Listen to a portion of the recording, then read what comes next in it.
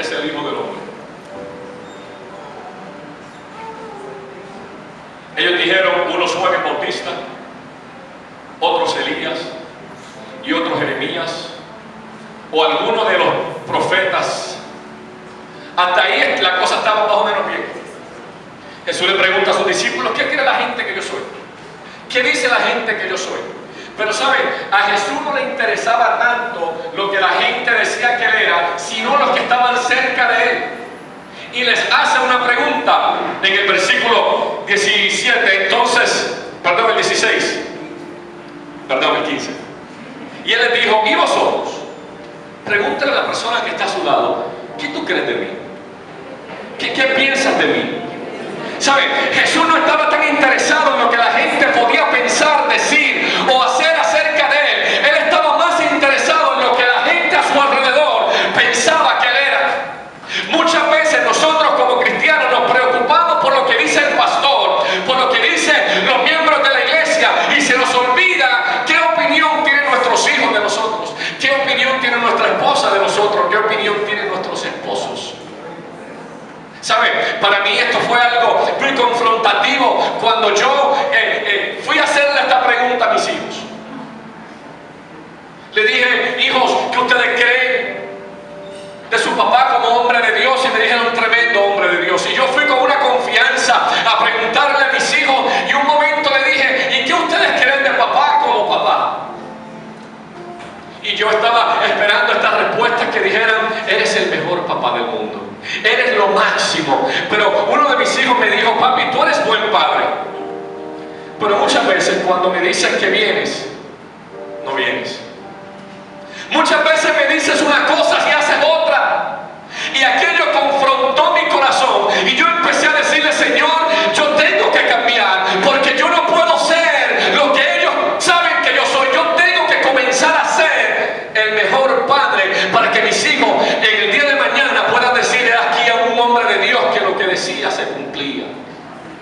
El peor error que podemos hacer como padres es disimular muchas cosas delante de la gente, pretender que somos alguien y en casa somos otro. Somos los más espirituales en la iglesia, y en la casa somos los más carnales.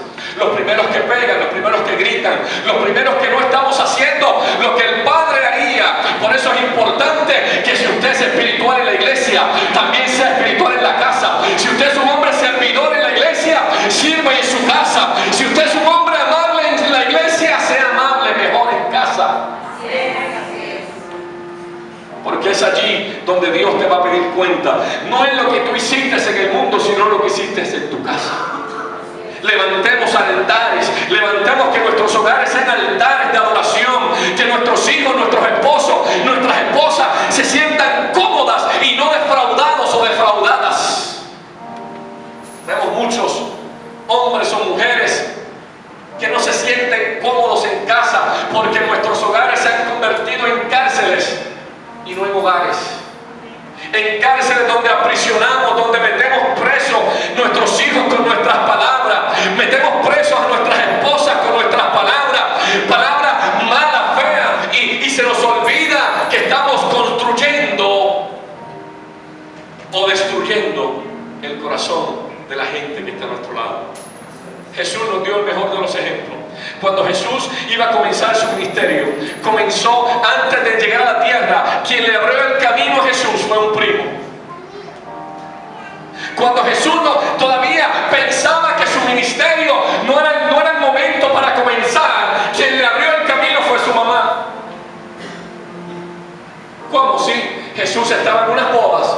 Lea la historia, en las bodas de Caná, y mientras estaba en las bodas se acabó el vino, y le dice la madre, hijo, ya no hay vino. Y Jesús le dice, ¿qué tienes conmigo, mujer? Todavía mi tiempo no ha llegado. Lea la historia. En otras palabras, yo me da a entender que probablemente Jesús no sabía los tiempos quizás en ese momento, pero fue su madre quien le dijo, es tu tiempo para caminar, es tu tiempo para hacer el milagro. Y Jesús le dice, no es mi tiempo, ¿qué tienes conmigo, mujer?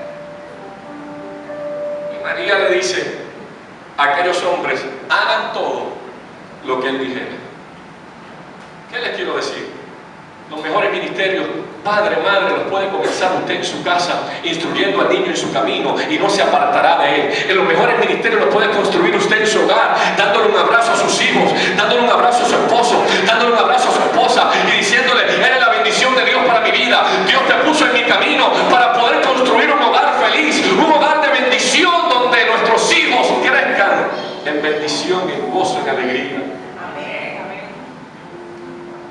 Dios me dio el privilegio, después de 10 años de estar solo, 8 años de estar solo. Dios me dio el privilegio, me dio una mujer hermosa, una mujer de Dios.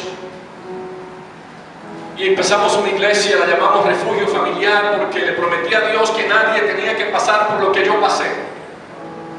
Y cuando estaba un día, la gente de la iglesia me llamaba a pedir consejos, matrimonios con problemas, y yo allá iba caminando porque yo iba a restaurar el matrimonio de fulano. Y me llamaba fulano o fulana, y para allá me iba a arreglar el matrimonio. Y nunca me olvido un día que yo estaba medio peleando con mi esposa. No levante la mano nadie, pero ¿cuántos de los hombres y mujeres todavía pelean? ¿Cuántos matrimonios? No levante la mano. No la levantan, no. Aleluya, qué iglesia tan linda, tan santa. Aquí nadie pelea, gloria a Dios. El único soy yo, gloria a Dios. Pero ¿sabe? En aquel momento estaba yo en la casa y estaba en un disgusto con mi esposa, y en el medio de aquel disgusto yo no quería hablar con ella, no quería platicar ese día, y mi esposa la veo como que quería hablar y yo no quería. Yo no quería, yo estaba como que no. Y de momento veo que mi esposa se mete al baño, se da una ducha y comienza a vestirse. Y yo en medio de aquel enojo le decía: ¿para dónde irá? Pero como nosotros a veces somos orgullosos y no queremos dar nuestro brazo a torcer, yo decía que se vaya. Y de momento me la vi que comenzó a pintar sus labios, comenzó a hacerse el rostro, su cabello. Y me entró una intriga porque ella usualmente no sale sola, ni yo tampoco. Y le dije con voz de hombre: ¿para dónde vas? ¿Para dónde tú vas? Y me dice: no, mi amor, tranquilo, voy a ver al pastor de la iglesia. Pero el pastor de la iglesia era yo. Y no entendía. Y le digo: ¿a qué pastor vas a ver? Me dice: voy a ver al pastor de la iglesia Refugio Familiar Cristiano, porque cuando a él lo llaman, él atiende sus ovejas. Y el Espíritu Santo me daba una cachetada en la cara bien dura y me dijo: el problema tuyo es que le resuelves el problema a todo el mundo y no puedes resolver el problema de tu casa. El pastor que ella iba a ver era a mí, porque como esposo no le estaba resolviendo, pero como pastor le iba a resolver. Tuve que humillarme y decirle: mi amor, perdón. Dios nos está llamando hoy a ser mejores padres, mejores esposos, mejores madres, mejores esposas, que ser mejor diácono. Si eres buen diácono, gloria a Dios, pero ser mejor papá, porque no queremos dañar el corazón de los hijos, que digan: mi papá es buen diácono, pero un mal padre. Y por eso hacemos que nuestros hijos se descarríen, porque no quieren saber de la iglesia. Vamos a seguir leyendo.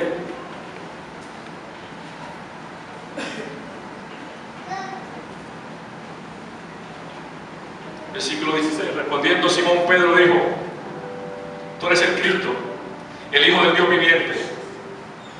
Entonces le respondió Jesús: bienaventurado eres, Simón, hijo de Jonás, porque no te lo reveló carne ni sangre, sino mi Padre que está en los cielos. Y yo también te digo que tú eres Pedro, y sobre esta roca edificaré mi iglesia. Cuando yo estaba terminando de escribir el libro, el director, el hombre que me estaba haciendo las correcciones, la edición y todo eso, me dijo: Pastor Cheo, necesitamos un capítulo más del libro. Pero me estaba dando 3 días para hacer un capítulo y yo me había tardado como 2 años en escribir el libro. Era imposible que yo